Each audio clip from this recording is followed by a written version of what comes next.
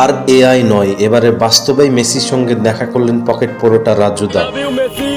Unlimited তরকারি, একটা apple পেঁয়াজ, একটা কাঁচা লঙ্কা, একটা সেদ্ধ ডিম, মাত্র 30 টাকা, যাতে হবে না ট্রেনের উঠে। তিনি বললেন, ভগবানের সঙ্গে দেখা করেছি আমি। জানিয়েছেন 6 নম্বরের গেট দিয়ে নাকি ঢুকেছিলেন, তাকে জমাও করতে হয়েছিল ফোন, নিষেধাজ্ঞাও জারি করা হয়েছিল তাকে ছোঁয়া এবং সই করানো নিয়ে। কিন্তু রাজুদা বলেন, তবুও আমি হ্যান্ডশেক করেছি, পরিচয় দিয়েছি ইন্ডিয়ান ফুড সেলার হিসেবে।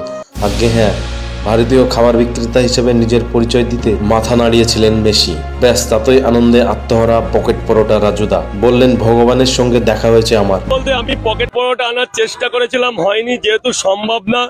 ভারতীয় কালচার, শিক্ষা এবং ভারতীয় সংস্কৃতি হিসাবে ওনাকে প্রণাম করব ভেবেছিলাম, কিন্তু ওনাকে ডোন্ট টাচ, ওনাকে টাচ করা যাবে না, যেহেতু ওনার সাথে উনি মেসি একা না, আরও কর্তৃপক্ষের লোক ছিল। এবং আমি চেয়েছিলাম যে আমরা পশ্চিমবঙ্গ থেকে কলকাতা এবং সুদূর আমাদের পশ্চিমবঙ্গের রসগোল্লাটা সবচেয়ে বেস্ট, আমার মন চেয়েছিল আনার, কিন্তু আমি সকালে শুনলাম কোনো অ্যালাউই নেই। ওনার কেমন একটা সিগনেচার, মানে ওনার সইও দিতে পারবে। স্বপ্ন পূরণ হলো, কিন্তু অপর প্রান্তে হাজার হাজার মানুষের স্বপ্ন ভঙ্গও তো হলো। কত মানুষ কত কত টাকা খরচ করেও একেবারের জন্য মেসিকে চোখের দেখাটুকুও দেখতে পেলেন না। আচ্ছা, কি বলবেন এই বিষয়ে? শুধুই কি ভাগ্য?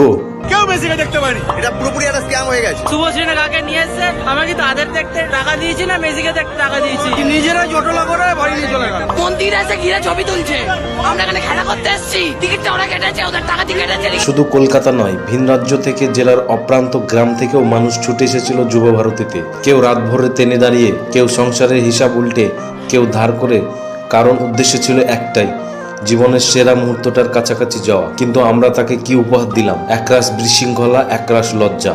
এই জায়গায় দাঁড়িয়ে একটা প্রশ্ন না করেই উপায় নেই, দোষটা কার?